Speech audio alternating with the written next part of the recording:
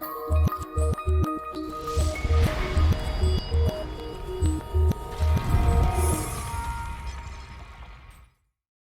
ladies and gentlemen, and welcome back to the channel. Welcome back to another Football Manager 22 experiment, where today we'll be taking a look at the World Super League. Of course, I will be linking everything in the description down below, so if you want to take a look and have a go with this, it would be great. It seems like a very, very fun little save. Before we get started though, make sure you leave a like and subscribe to the channel so you don't miss any more of this sort of stuff, because that'd be great. But like I say, today is the World Super League. Now obviously we've had the European Super League discussions. That would be a bit shit, but we have got a World Super League here. You can see in the very top division, it is all based in England, but the top division has the likes of Atletico, Barcelona, Arsenal, Dortmund, Chelsea, Porto, Inter, Liverpool, City, United, PSG, Real Madrid, Juventus, some big teams from all over Europe. Then as we go down, you'll see that it does split off into two separate divisions, but also has plenty more teams. Ajax, Leicester, you've got Atletico Mineiro, River Plate, Shakhtar, Wolfsburg. In another one, we've got Leipzig, Sao Paulo, Valencia, Flamengo, Corinthians, America. So there are a few other teams outside of Europe in the second division. So it'd be interesting to see if they're able to maybe climb up into the top one.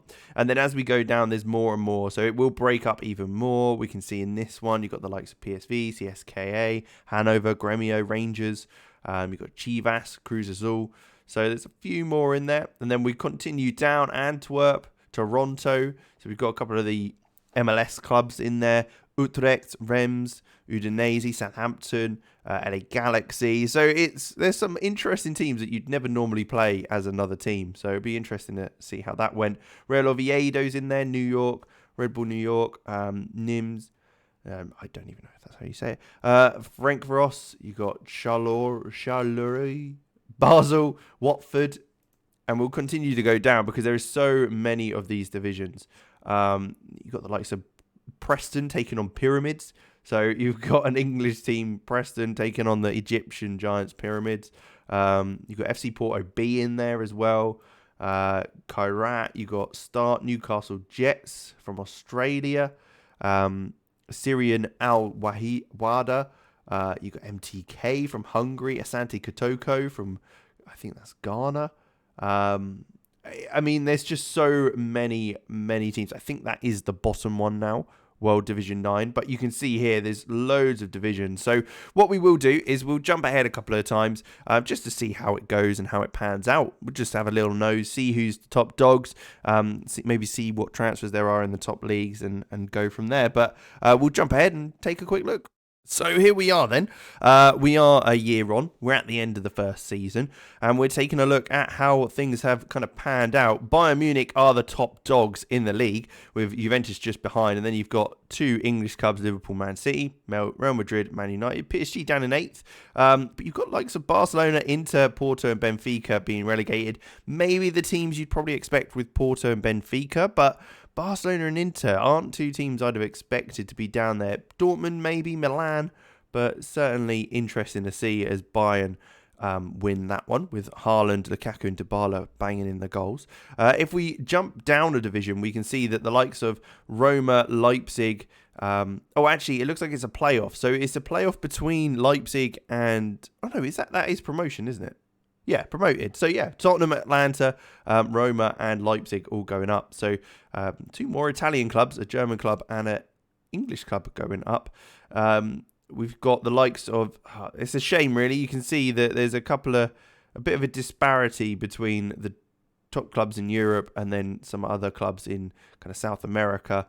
And again here as well. Although you've got Palmeiras and Corinthians in there. Flamengo as well, a bit further up, who tend to be a very good side in Brazil. Ken Volenson, Abraham being the goal scorers in that one. And we go down again. Eintracht Frankfurt, Olympiacos getting the wins there. PSV, Tigres, Nice, Rennes, Santos. It'll be interesting to keep an eye on Newcastle United, because obviously they have got the money. So it'll be interesting to see how they go in this kind of World Super League. If we take a look at their transfers, though, have they made much regarding that? 78 million, Remy Savage, Cameron Ferguson, any big names? Bednarek maybe, Sanchez, Matty Cash. So no, not really. It's been very quiet for them in the first season. So that'd be interesting to kind of keep an eye on, see if they are able to kind of climb up the divisions, as they should be a big powerhouse in the leagues at some stage. Salzburg sitting in 12th in Group C of the World Division 2. So there's another one for you. World Division 3, again, Southampton winning that division with Sampdoria and Burnley just behind them getting promoted. West Ham, Wolves, Freiburg. So it's very cool to see all these clubs playing each other and how they're getting on. We see Fraser, third average rating, not bad. Borja Iglesias getting the goals for him there. And it would also help you see some other players you maybe haven't seen before and get a bit of an understanding as to who's there and what's going on. Rodrigo in Real Madrid B, apparently. Didn't know that was happening. Birmingham getting promotion. Nice to see for them. Reading as well.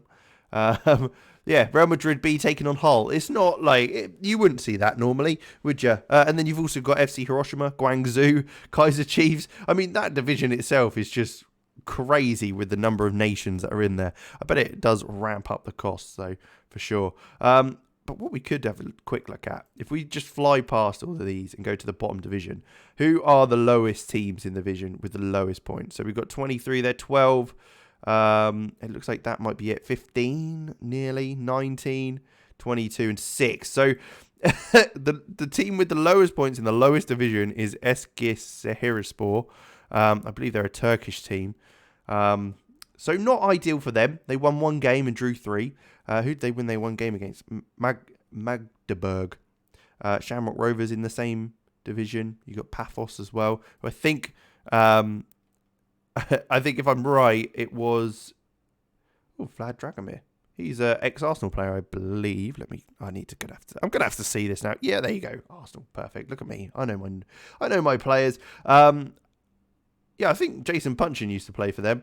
I don't know. Obviously, maybe he's not now. Maybe he's left the club. But yeah. Anyway, they've got promoted by the looks of things. I think they're top of the division, right? Yeah, there you go, champions. Very, very interesting. So look, we'll jump ahead again. We'll take another look, see how things go, and just see if there's any more changes, anything interesting that stands out to us. All right, so we are a few years on now in 2025, and we can see there are a few changes that have gone down. We can see past winners. There's Liverpool have won the recent one. Bayern's 2-time champions now, and Man United have also won the division. So it's very, very interesting to see. And what we can also notice is there are a few changes that have happened in the top division. Though with the likes of Barca obviously returning after we saw them get relegated previously. Lewandowski, Salah, Lukaku, still goal scorers, nothing surprising there. But Leicester's up there. Nice, Roma, who we saw promoted, Lille, and Aston Villa, who is not a team I would have said getting up there so quickly, but there you go. Benfica's been relegated again. Atalanta, having been promoted initially to the top division when we saw them, did get relegated. PSG are in Group B, behind the likes of Southampton, who've just got promoted to the top division. So they've climbed a few divisions by the looks of things to get where they are. Obviously, they've got some fantastic recruitment, that sort of thing. But yeah, how have they done that? So yeah, they got promotion initially, spent one division in the second division, then got promoted, and it looks like they got promoted again straight away. So they've done very, very well to get such quick back-to-back promotions. Flamengo, though, getting relegated. Porto, again, down the bottom here. Same as Benfica and Atalanta, who were in the top division. Inter and PSG, again, down here. Atletico Madrid as well. So it's very interesting to see some players really dropping off, or some teams really dropping off. Other teams like Southampton seem to be flying, which is very, very interesting. You see Everton and Burnley getting promotion there. Likes of Santos and Sporting at the bottom. So clubs that you wouldn't really expect. I mean, it seems like the English teams are obviously doing very, very well in comparison to other sides. You've got a couple of Red Bull teams in the same division, Bragantino and Salzburg, fighting for that survival in that division. And it was Salzburg that came out on top. But there you go. Copenhagen being promoted. Atlanta United. I think they might be the highest ranked MLS team now that they've got promoted. Or even North American team. I don't think there's anyone that's higher than that. they are probably one of the better teams in the MLS with some of their squad, so makes sense. You've got the likes of Swansea, Gremio, Leisure. I mean, again, it's just crazy seeing some of these teams playing each other. But again, there's certain players that you wouldn't have. I mean, Tom Kearney, he's playing for Universidad de Chile, so you'll also see some crazy transfers. I think that's quite obvious as well. Kemal Lawrence playing for Victoria Pilsen. That's quite an interesting one as well. So there's plenty that's going on here. Again, where's Newcastle then? I don't even know where we saw them last. Osaka winning that group. So, I mean, you can also play as the Japanese teams, which is another one that's sometimes you aren't able to do in the actual game because of licensing issues and that sort of thing. But we've got Newcastle here. They played in Group A in the division. Oh, they came fourth, so they just missed out on promotion from Division 3. How have they... So... Wow, okay. So, they ended in World Division 2 fourth, then went down to World Division in 10th, and then got relegated. So, I did think they were in a weird division. That's really interesting to see. Let's take a look at his transfer. So they've spent loads of money, as you'd expect. Vogt, Adam Armstrong being brought in from Team Zivkovic as well. I mean, there's a lot of money being spent, but I just don't think on the right players. 17 million only in the other season, though, which, again, not much there. 75 million, maybe a bit of a better kind of value for players. Ainsley Maitland-Niles being in there as well. But otherwise, it's quite a disappointing sort of performance by Liverpool. I mean, they've got Zinedine Zidane as their manager. What is going on with them? I have no idea how that's worked. Atalanta, his previous role, and obviously managed to get them promoted, I think, from the looks of things. But from what we saw. But with that, we'll jump one more time, I think, and just take a look and see, well, if Newcastle can do any better, as well as taking a look at the landscape and lie of the land. All right, and here we are then, top of the World Premier League, World Super League, whatever you want to call it. Some more interesting Bayern's obviously still fighting top dog. Chelsea and PSG, the most recent two winners, and PSG being up there is very interesting considering they would kind of seemed a bit down and out previously. Roma's up there as well. Arsenal, Leicester, Dortmund's fighting alongside them with Real Madrid and Liverpool, former champions in there, being lowered down the table. Fighting off relegation. Leipzig, Barca, Wolves and Bayer Leverkusen being the other players in there. You got the likes of Bellingham, Harvey Elliott and Donnarumma still at their respective clubs. So no real changes in that aspect. Going down, we can see Juventus winning that one. Aston Villa in third place as well. So still doing pretty okay for them. And we can see Southampton in 7th place there. Maybe haven't quite reached that. Atletico Madrid even getting relegated in that one. So again, it does fluctuate. It certainly does. It'd be interesting to see if you'd be able to kind of get a team up there and keep them there, because it seems like a lot of teams, it doesn't matter who you are, because you could definitely get relegated just on a completely random season without any sort of notification as to why that might be, because you're just not that good. Atlanta United, though, up here in World Division 3, as we saw previously. Again, looking like they're the highest there. Barcelona B now getting relegated from World Division 4. An interesting one. I've not been keeping an eye out for Newcastle, but we'll have a look at them in a moment, as I want to take a quick look at how they got on in the bottom division. I like to have a little nose to see who's kind of worst of the worst. Gimcheon, they've definitely had a poor season. They've lost 30 out of 30 games. Minus 92 goal difference, 0 goals. I mean, is that because they've just got no players? Because aren't they the team that have to have loan players? Is that right? I don't know if we're going to be able to see anything about that, like their rules and stuff. But I'm pretty sure they're a team that need to have loan players. And maybe they're just not able to loan in players because of something. I don't know. Very interesting. Well, looks like they're going to be the worst ones of the bunch. Although, how can you give them a run for their money with a 1 point in so many games? Are they Greek or they're Cypriot? So, interesting. They've not had a great season. Let's say that. Who was their one draw against? They got up against Apol, who's another Cypriot club, who are actually quite far up the table. Chivas down here. See, again, this isn't something I'd have expected. Chivas being so low in the table. They're very much limited in their players. I mean, they're a club that would need to have Mexican players. So I don't know if that's been affected. But look, they've just got relegated every season from the second division. And they are rock bottom. So maybe that's something to keep an eye out for. Might not be as possible to kind of do as well with teams that have limited kind of transfer policies. But again, Asante Kotoko, I'm pretty sure that they were at a stage where they were higher up the division. Oh, only one. They got promoted at some stage and then got relegated. But there you go. But again, let's have a look at their players, because you can see there, obviously, they're a Ghanaian team, but look at the amount of players that are just not from Ghana.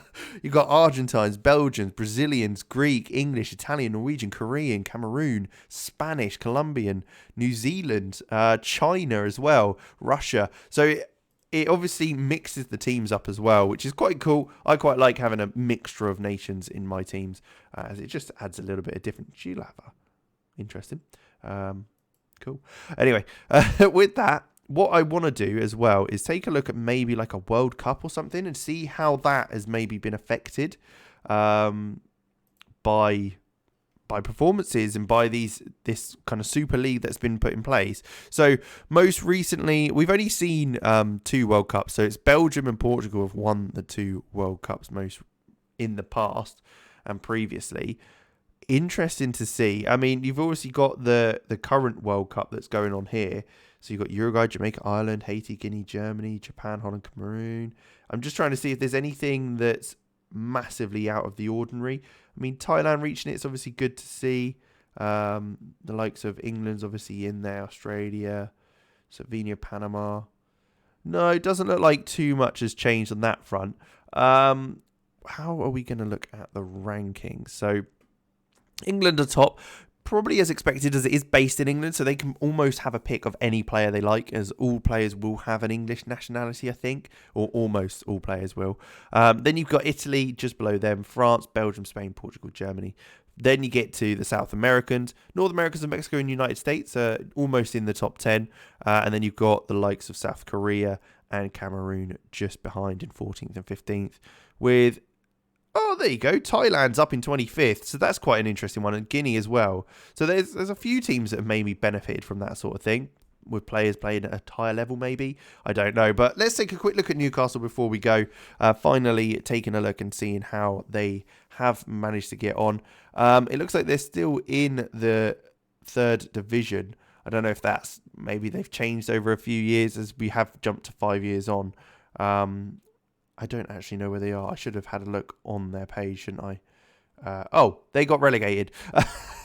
There you go. That's why I couldn't find them, because I wasn't looking in the right place. Steven Berghuis being their manager now. He's obviously retired from playing during the save. But you can see here, relegation from Division 2. They've not really fought for anything.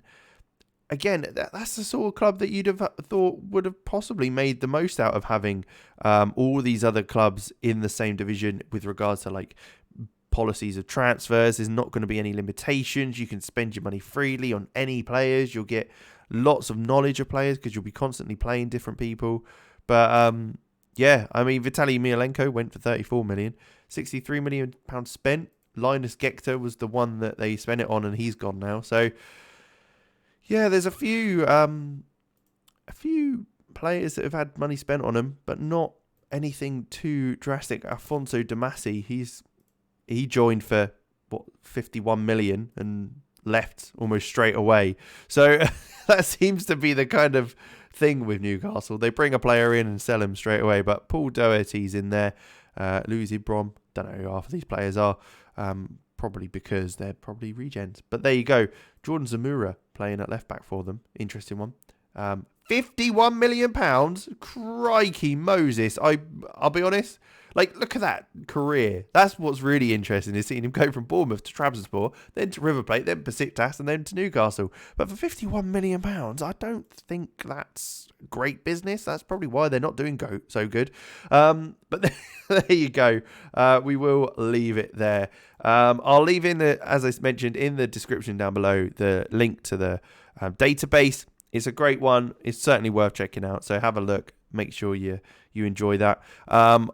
I didn't obviously make it. It was someone else. I don't know who it was, but I will make sure to leave it in the comments, in the description, so you can have a play and obviously thank them as well. But with that, I'll leave it there. Thank you very much for watching. Make sure you leave a like, subscribe to the channel, and I will catch you in the next one.